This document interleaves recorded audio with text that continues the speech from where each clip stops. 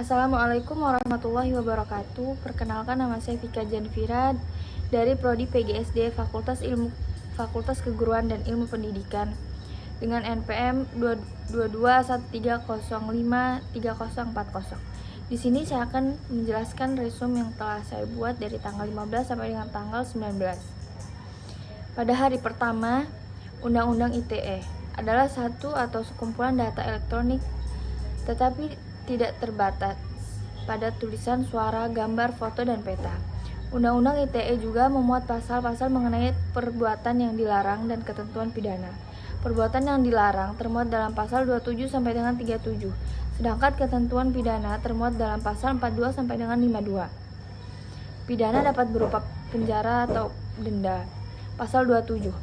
Setiap orang dengan sengaja dan tanpa hak mendistribusikan atau membuat dapat diaksesnya informasi elektronik.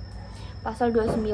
Setiap orang dengan sengaja tanpa hak mengirim dokumen berisi ancaman atau kekerasan atau hak menakut-nakutinya. Pasal 30. Setiap orang dengan sengaja tanpa hak melakukan hukum untuk mengakses komputer dengan cara apapun. Contoh pelanggaran. Yang pertama, menyebarkan foto atau video kesusilaan teman atau pacar saat hubungan sedang rusak. Yang kedua yaitu penjudian online dengan iming-iming. Resume yang kedua, pengembangan karakter. Yang pertama yaitu bullying sering ditemukan di sekolah, lingkungan, bahkan keluarga. Yang kedua yaitu belajar tanpa berpikir ini tidak berguna, tapi berpikir tanpa belajar itu bahaya. Resume yang ketiga, pembangunan karakter mahasiswa dalam perspektif agama. Yang membedakan dengan luar negeri adalah didasarkan dengan Pancasila yang pertama, sedangkan karakter di luar negeri lain bersifat dengan radialisme. Resume yang pertama pada PKKMB hari kedua. Merdeka Belajar Kampus Merdeka. Visi Indonesia 2045 yaitu berdaulat, maju, adil, dan makmur. Visi ini memiliki 4 pilar. Yang pertama, pembangunan manusia serta penguasaan ilmu pengetahuan dan teknologi. Yang kedua, pembangunan ekonomi berkelanjutan. Yang ketiga, pemerataan pembangunan. Yang keempat, pemantapan ketahanan nasional dan tata kelola kementerian karena dunia dengan dasar Pancasila. Resume yang kedua pada hari kedua, kesadaran lingkungan hidup, manajemen risiko, dan kampus sehat. Lingkungan hidup berupa alam menjadi sumber pemenuhan kebutuhan hidup manusia. Contohnya air, udara, makanan, dan lain-lain. Pengelolaan lingkungan hidup menjaga kesehatan bumi 3R. Reduce, reuse, dan recycle.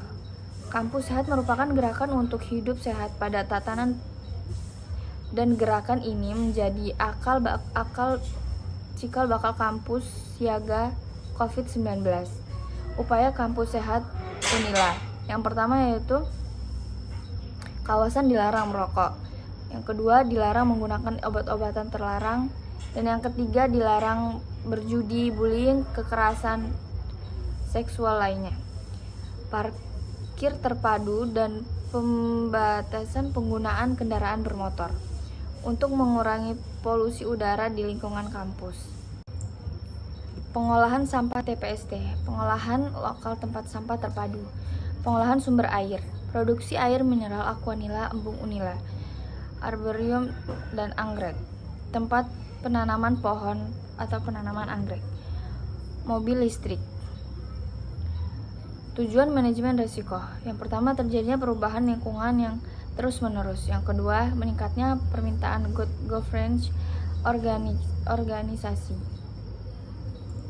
Resume yang ketiga, etika dan norma kehidupan kampus Yang pertama, mahasiswa adalah sosok yang akan meneruskan langkah sukses di masa depan untuk menjadi penerus cita-cita bangsa.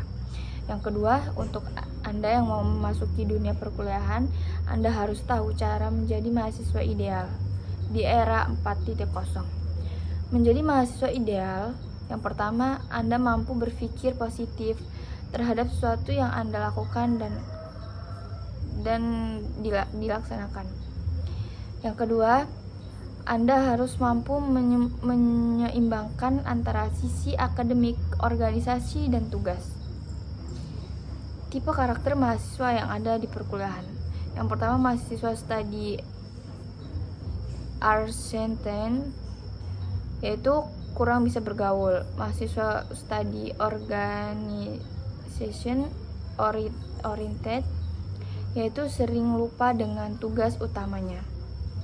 Sebagai mahasiswa, yang pertama mahasiswa studying organization oriented, tipe mahasiswa yang hanya suka bermain-main.